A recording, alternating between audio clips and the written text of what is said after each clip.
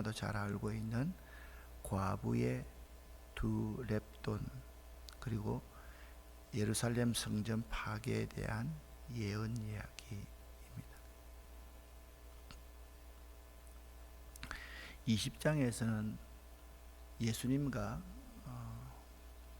율법학자, 서기관들, 사두개인들 간의 논쟁이 나와 있었습니다.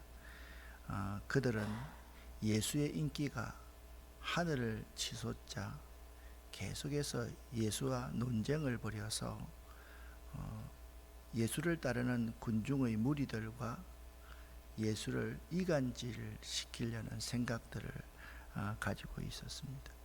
이제 21장부터 누가복음이 24장에 끝이 나기 때문에 본격적으로 장차 십자가에서에서 예수님 장차 당할 십자가에서의 주님의 고난과 더불어 그를 따르는 그의 제자들도 역시 고난을 받게 되는 장면을 말씀하고 있습니다.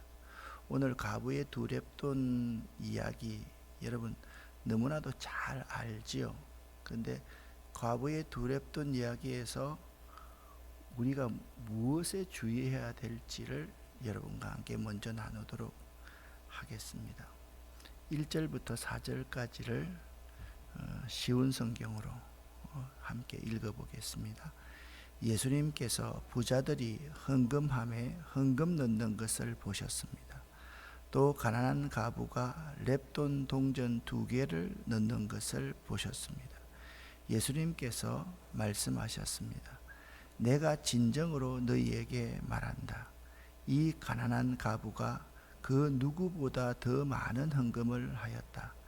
이 사람들은 다 넉넉한 가운데서 헌금을 드렸다.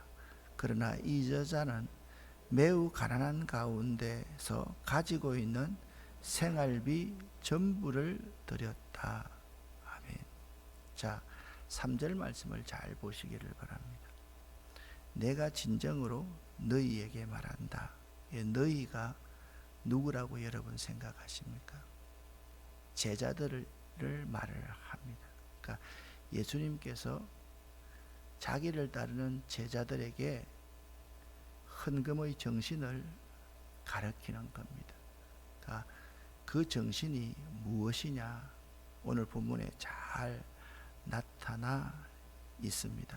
자, 여러분 4절 하반절 말씀 보면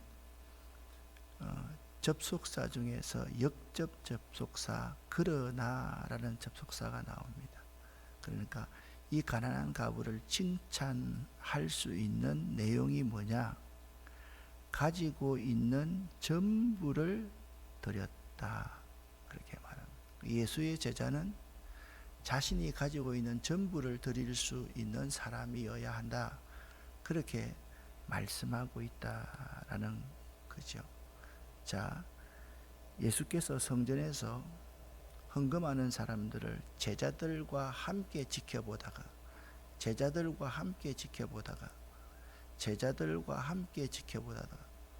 이게 매우 중요한 것입니다. 가난한 가부에게 관심을 쏟기 시작했습니다. 자, 1렙돈이라고 하면 128분의 1입니다. 그러니까 한 사람 1데나리온이 노동자 하루 품삯이기 때문에 그 시대로 이렇게 말을 하면 우리나라 돈으로 2렙돈이니까 200원 정도 된다. 그렇게 생각하시면 됩니다. 지금 그러니까 어느 한 가난한 가부가 요즘 200원이면 사 먹을 거 있어요? 2,000원도 아니고 그걸 이제 드렸던 거예요. 옛날에는 연보함이 있으면 그때는 지폐들이 없었던 시대 아닙니까?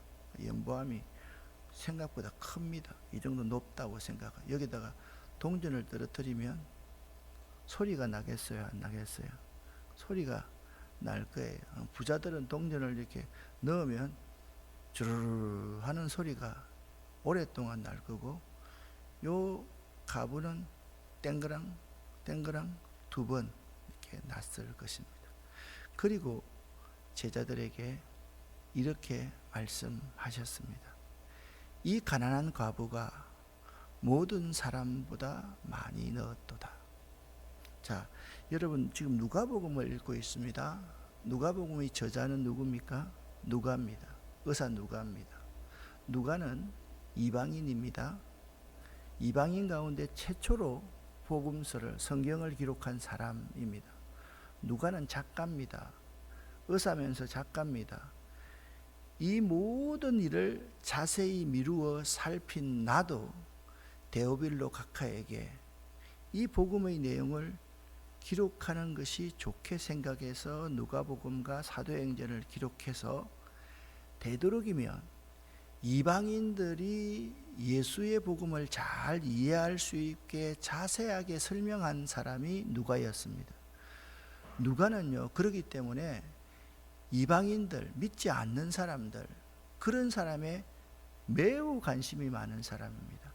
마태는 주이식 크리스찬들, 유대인들 가운데 예수 믿은 공동체에 많은 관심이 있는 사람이라고 한다면, 그래서 마태는 이야기합니다. 아브라함과 다윗의 자손 예수 그리스도의 족보라, 그렇게 시작하고 있습니다.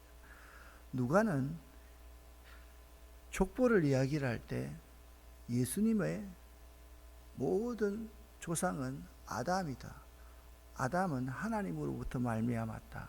이방인들에게 아브라함과 다윗의 자손이라 그러면 이방인들이 이해할 수 있었을까요? 이해할 수 없으니까 여러분은 전부 다 아담과 하와입니다. 사람입니다. 사람은 하나님께로부터 말미암았습니다. 이야기합니다. 마태는 복 있는 사람을 이야기하면서 심령이 가난한 자들은 복이 있나니, 유대인들은 이미 야훼 여호와에 대한 전 이해가 있습니다. 그래서 심령이라는 단어를 사용합니다. 그런데 누가는 가난한 사람은 복이 있다라고 이야기를 합니다. 누가의 관심은 이방인에게 매우 있습니다. 그래서 누가가 매우 관심하고 있는 2가지의 성경적인 주제는 이런 것입니다. 하나는 성령에 관심이 많고, 또 하나는 기도에 매우 관심하고 있습니다. 누가복음을 읽으면 성령과 기도를 매우 강조하고 있습니다. 특별히 누가복음이 상권이고 사도행전이 후권이기 때문에 사도행전을 읽어가면 성령이 더더욱이 많이 강조되어 있고 드러나 있는 모습을 볼 수가 있습니다. 그리고 누가는요, 이방인들에게 관심이 많기 때문에 그 시대의 소외된 자들에게 대한 관심이 매우 많습니다. 여인들을 귀하게 생각하고요, 이방인들을 귀하게 생각하고 어린아이들을 귀하게 생각합니다. 가난한 자들을 매우 소중하게 생각합니다. 누가의 관점에서 거들먹거리는 유대인들, 특별히 사두개인들, 그런 사람들은 이 땅에서 엄청난 부를 누리면서 살아가는 그러한 사람들을 그렇게 좋아하지 않습니다. 누가복음 18장 마지막에 예수님께서 한 사람을 만났는데 거지인 소경 한 사람을 고쳐주셨고 그가 예수를 영접하게 했습니다. 누가복음에는 그냥 거지 소경이었다라고 말을 하고 있지만 다른 복음서에서는 이 소경의 이름을 바디메오, 디메오의 아들 바디메오라고 그렇게 이야기를 합니다. 누가는 바디메오라 이야기하면 이방인들이 알 수도 없습니다. 그렇기 때문에 이름 없는 한 가난한 사람을 이야기하고 있고 19장에서는 삭개오를 만나 주십니다. 삭개오가 어떤 사람입니까? 누가는 말합니다. 부자요 세리장이었다라고 말합니다. 예수님께서는요, 가난한 자들에게도 복음을 전하시고 부자에게도 복음을 전하십니다. 이 두 부류의 사람들은 유대인들이 극히 혐오하는 사람들입니다. 병자, 그리고 세금을 탈취해서 그 민족 국민들을 탈탈 털어가는 이 악한 세리, 그 중에서 세리장, 이런 사람들도 예수님이 만나 주시더라. 그들 가운데 들어가서 식사를 하시더라. 누가의 관심은 소외된 자들에게 있습니다. 그래서 누가는요, 아주 중요한 이 사마리아 사람에 대해서도 엄청나게 존중하고 있는 모습을 볼 수가 있습니다. 오늘 본문에 예수님께서 제자들과 함께 관심을 가지고 있는 사람은 한 이름 없는 가난한 가부였다. 그 가부를 보면서 말을 하는 거예요. 제자들에게, 얘들아, 저 가부가 저 그들먹거리는 유대인들, 사두개인들, 이 사람들보다 많이 헌금하였다. 그렇게 말씀하고 있습니다. 그러나 실제로 당시 로마의 세력에 등을 업고 아부하면서 국민들의 모든 서민들의 등쳐먹고 사는 사람들, 그런 사람들은 훨씬 더 많은 양의 연보를 헌금계에 넣었겠지요. 결국 부자들보다 가난한 가부가 연보를 더 많이 하였다라는 이 주님의 말씀의 의미를 여러분 잘 알아야만 됩니다. 그 가부는 가난한 중에서도 생활의 전부를 넣었던 믿음과 정성이 크다는 사실을 말을 합니다. 여러분 가운데 한 달에 100만 원을 진짜 어렵게 노동하면서 버는 사람이 있다고 칩시다. 그 사람이 넣는 11조 10만 원이 있습니다. 그런데 하나님이 그를 축복하셔서 한 달에 100억을 순수익으로 주었습니다. 그러면 100억 중에 10억 드리는 것이 큰 돈입니까? 아니면 그 가부는 10만 원을 드리면서 이번에는 나의 첫 노동으로 얻은 돈이니까 100만 원을 다 드려야 되겠다 하는 것이 큰 돈이겠습니까? 100억을 주었으면 제 같으면 99억 정도는 드리고 1억만 가지고 살겠습니다. 여러분은 정말 99억을 드릴 수 있는 마음이 있겠습니까? 아니 99억 9천을 드리고 1천만 원 가지고 한 달에 산다고 한들 그것이 하나님의 축복 아니겠습니까? 우리가 진짜 99억 5천 드릴 수 있겠습니까? 드릴 수 있는 사람이 한 사람도 없을 겁니다. 제자들에게 지금 가르치고 있는 것은 바로 이겁니다. 믿음과 정성이 매우 중요하다. 이 점을 가르치고 있습니다. 하나님께 드려지는 모든 헌금, 우리의 헌신, 충성은 헌금 그 자체, 헌신 그 자체가 의미 있는 것이 아닙니다. 헌금을 드리는 자의 신앙의 표시로서의 나타나는 감사와 헌신을 의미하는 것입니다. 액수, 그것이 중요한 것이 아닙니다. 만약 여러분들이 정말 좋은 사업을 하고 싶다면 하나님 저에게 100억을 주시면 99억 9,500만 원 드리겠습니다. 그리고 500만 원 가지고 살겠습니다. 500만 원 가지면 충분히 살 수 있잖아요. 못 살아요? 근사님 못 살아요? 집사님 못 살아요? 살 수 있잖아요. 그런 믿음이 하나님을 정말 신뢰하고 감사하는 믿음이다라는 것입니다.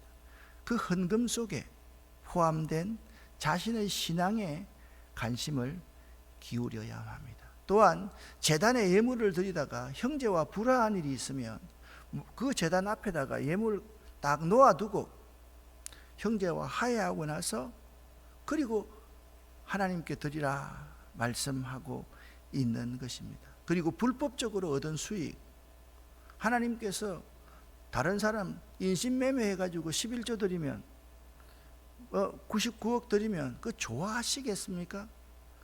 우리가 정말 그런 마음을 가지고 있어야 된다라는 점을 기억하시기를 바랍니다. 여러분의 헌금 생활은 어떻습니까? 정말 하나님 보시기에 우리가 참 부끄러운 생활을 많이 할 겁니다. 어렵고 힘들 때는 하나님, 진짜 하나님이 내 인생의 전부입니다. 이거 내 두랩돈 전부입니다 라고 말하면서 엄청난 하나님의 축복을 부어주시면 그때부터는 내 의가 앞서고 내가 노력했습니다. 내가 얼마나 사람들 많이 만난 줄 아십니까? 내가 얼마나 고생한 줄 아십니까?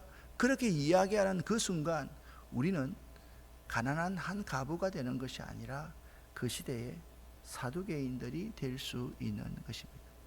예수님께서는 이렇게 성전 파괴를 또 예언하십니다. 5절 6절 말씀을 함께 읽겠습니다. 몇몇 사람이 성전에 대해 아름다운 돌과 헌금으로 꾸며졌다고 이야기하였습니다. 그러자 예수님께서 말씀하셨습니다. 너희가 지금 보고 있는 이것들이 돌 하나도 돌 위에 남지 않고 다 무너질 날이 올 것이다. 아멘. 1절부터 4절 내용과 5절 6절 내용이 다른 내용입니까? 아닙니다. 돈에 모든 가치를 두고 화려한 장식에 모든 가치를 두고 살아서는 안 된다라고 제자들에게 교육하고 있는 것입니다. 당시 예루살렘 성전은 웅장하고 아름다운 돌로 외관이 꾸며져 있었고 모든 귀중한 보물이 예루살렘 성전 안에 가득 있었습니다. 중요한 것이 뭐겠습니까? 성전 안에 화려하게 장식되어 있는 아름다운 보석이 중요하겠습니까? 성전 안에서 하나님께 예배드리고 기도하는 그 가난한 마음, 거룩하고 신실한 마음이 더 중요하겠습니까?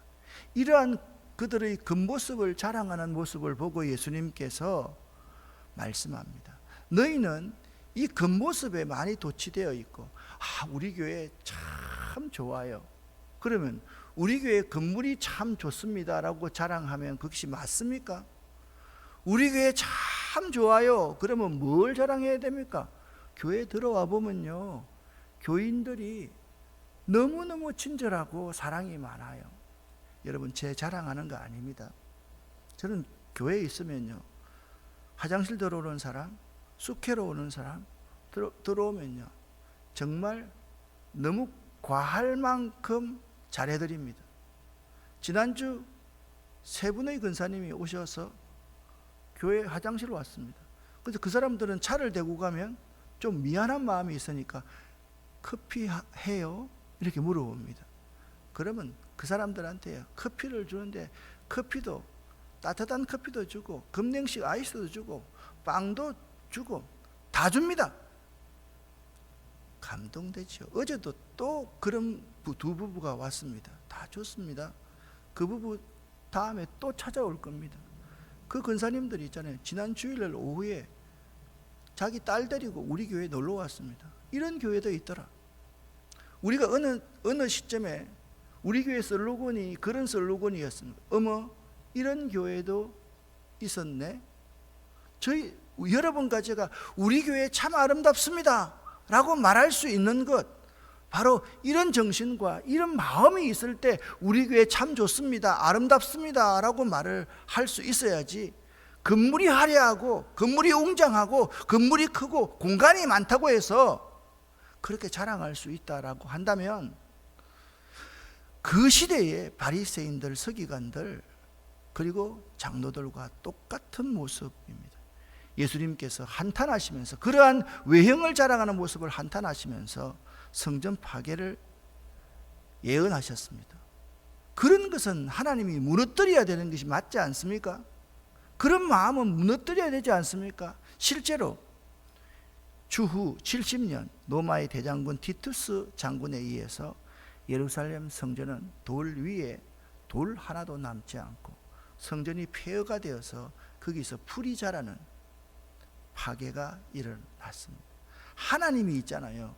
우리 어깨가 뻣뻣하고 높으면요, 어깨 쳐서 어깨 깨어버립니다.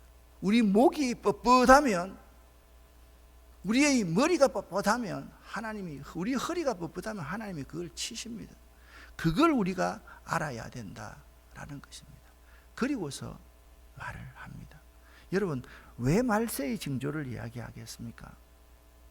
마지막 때에 너희들과 같이 성전의 본래 의미를 모르고 헌금의 정신을 모르고 그렇게 살면 그때 심판받는다라고 말씀하고 있는 것입니다.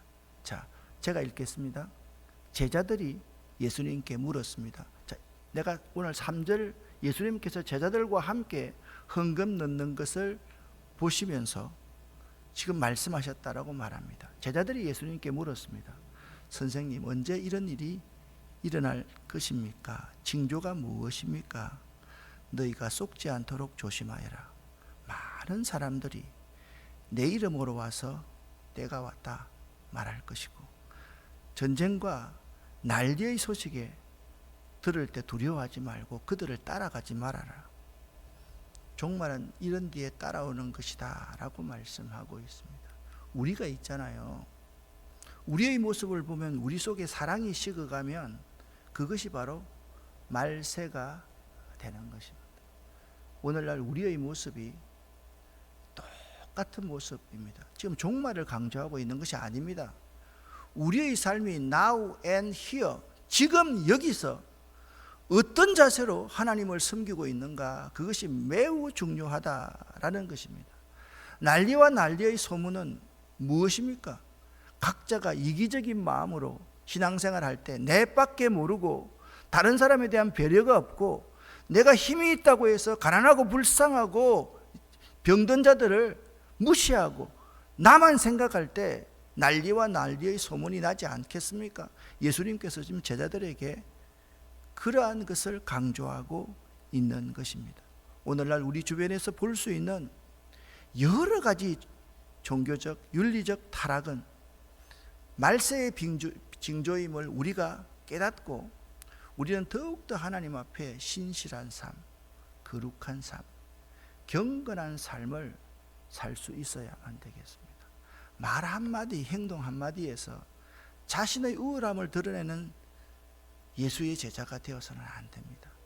말 한마디, 행동 하나에서 철저하게 저렇게 겸손할 수 있을까?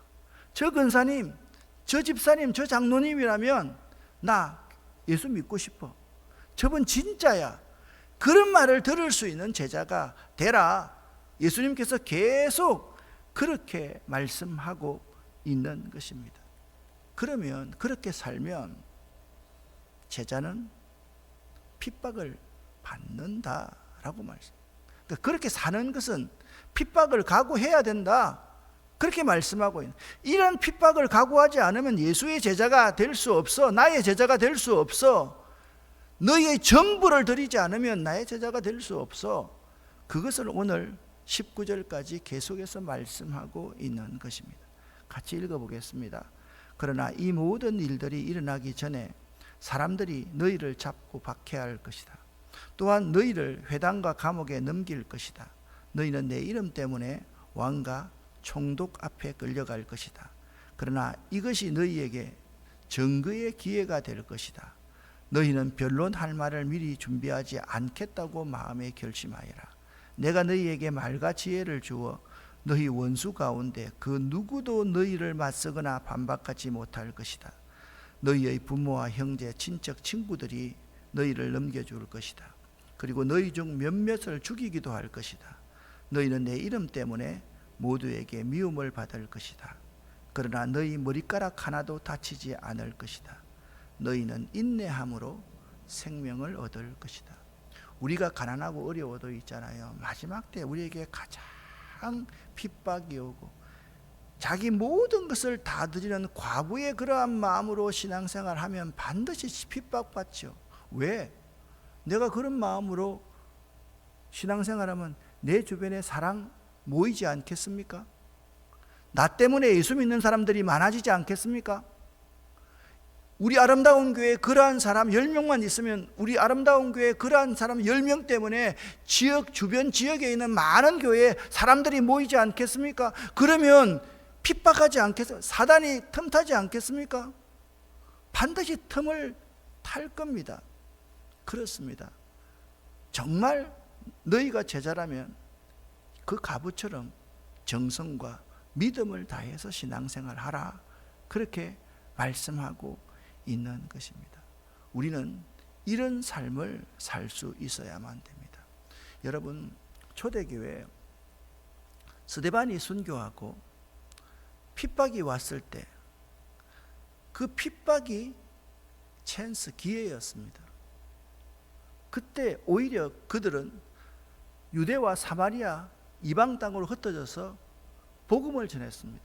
예루살렘 교회에 핍박이 있었기 때문에, 스데반의 순교 같은 순교가 있었기 때문에 안디옥 교회가 세워지게 되었고, 안디옥 교회는 최초의 유대인과 이방인들이 함께 세운 교회가 되었고, 이 교회에서 바울과 바나바를 최초로 선교사로 파송해서 세계가 바뀌는 놀라운 역사가 일어났습니다. 핍박이 없었다고 하면 그런 삶을 살았겠습니까? 바울과 바나바 보십시오. 안디옥 교인 보십시오. 그들이 어떤 삶을 살았습니까? 과부의 엽전 두닙을 드리는, 전부를 드리는 그러한 믿음으로 살았기 때문에 이 세계 복음이 증거될 수 있었던 것입니다. 사랑하는 아름다운 교회 성도 여러분, 오늘 성경은 이렇게 말합니다. 마지막 때에 가장 중요한 것은 인내이다 라고 말씀하고 있습니다. 우리가 그렇게 살면서 전부를 드리면 힘들지 않겠어요? 내 시간 전부를 드리면 내 인생이 쉽지 않지 않겠어요? 그냥 여유롭게 목회하면 얼마나 좋겠습니까? 종종거리면서 정말 시간 1분 1초를 따지면서 신앙생활하고, 또한 여러분들이 돈벌이를 하고 복음을 전하고 봉사하고 충성하고 헌신하면 얼마나 힘들겠습니까? 그것을 끝까지 해낼 수 있는 사람, 그런 사람에게 복음 전파자로서의 하나님의 복이 주어진다는 사실을 꼭 여러분과 제가 오늘 본문 말씀을 통해서 기억할 수 있어야만 되겠습니다. 사랑하는 여러분, 오늘 여러분과 제가 생각해야 될 사람은 과부의 엽전 두닙 아니라 그 과부의 정성과 믿음으로 그 과부처럼 내 있는 모든 것을 하나님께 다 드리겠습니다라는 그러한 믿음, 그런 감사하는 마음으로 살아가실 수 있기를 예수 이름으로 간절히 축원합니다. 기도하겠습니다. 살아계신 하나님 아버지요,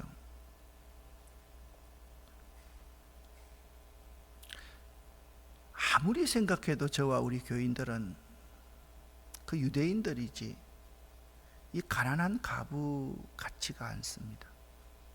또 우리는 자꾸 유대인처럼 살기를 원합니다. 그렇게 적당히 살기를 원합니다. 하나님, 우리에게 예수의 제자가 될 수 있도록 도와주시고, 우리의 눈이 주님께서 내 인생 전부를 책임지신다, 그분께 내 인생 전체를 의탁할 수 있는 예수의 제자들 되기를 원합니다. 오늘 새벽 우리가 이 사실을 결단할 수 있도록 도와주시옵소서. 남는 것 적당하게 드리는 것이 아니라 하나님 앞에 내 인생 전부가 하나님의 것입니다. 하나님의 은혜가 없으면 한순간도 살아갈 수 없었습니다라고 고백하는 저희 될 수 있도록 도와주시옵소서. 조금 더 등 따숩고 배부르니까 교만한 자들 되지 않도록 우리를 쳐서 복종시켜 주시옵소서. 우리에게 인내함을 허락하여 주시옵소서. 예수 그리스도 이름으로 축복하옵고 간절히 기도 올립니다. 아멘.